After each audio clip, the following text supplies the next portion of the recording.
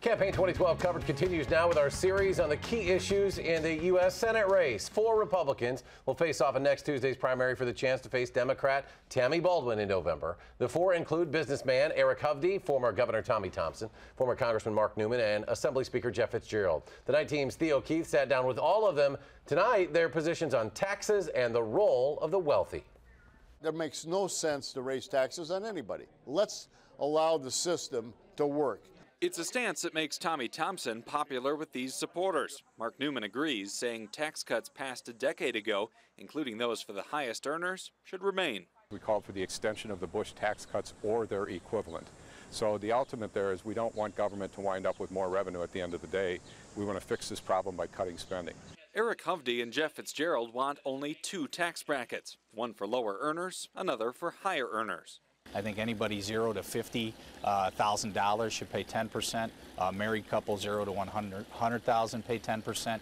Anybody above that paying 25%. So I think that makes it fair and equitable for everybody. Tax cuts won't solve next year's $1 trillion projected deficit. Hovde suggests paying for the cuts by getting rid of some tax breaks. We shouldn't have loopholes out there that benefit a few. We should have a fair tax system across the board. So what role do the wealthy play? I want to build America, and I don't want anybody saying, well, that guy made too much money, so we're going to sock it to him. We're going to have him pay more taxes. Let's get beyond it. Let's build the economy, and then we can have the opportunity and the discussion on what we need to do.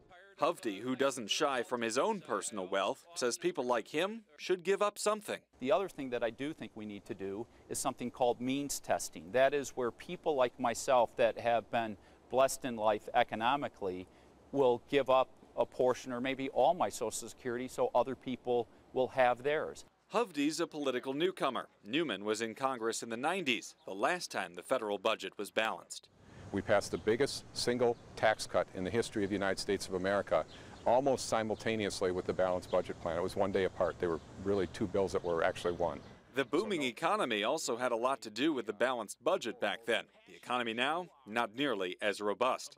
In the state assembly, Fitzgerald used controversial pieces of legislation instead of tax increases to balance the budget. I believe that we don't have a taxing problem and a revenue problem in Washington, D.C. We have a spending problem, and that was the same thing we faced here in Wisconsin.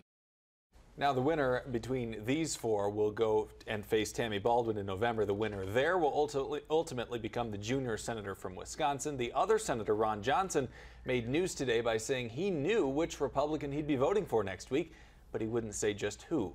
Our series on the issues continues tomorrow with the candidates' views on how to create jobs. We've got 4 more of these coming up in the next 2 days. These are 2 very interesting primaries, both the one on the congressional one and this one as well. One to watch. Theo, thank you very much. You bet.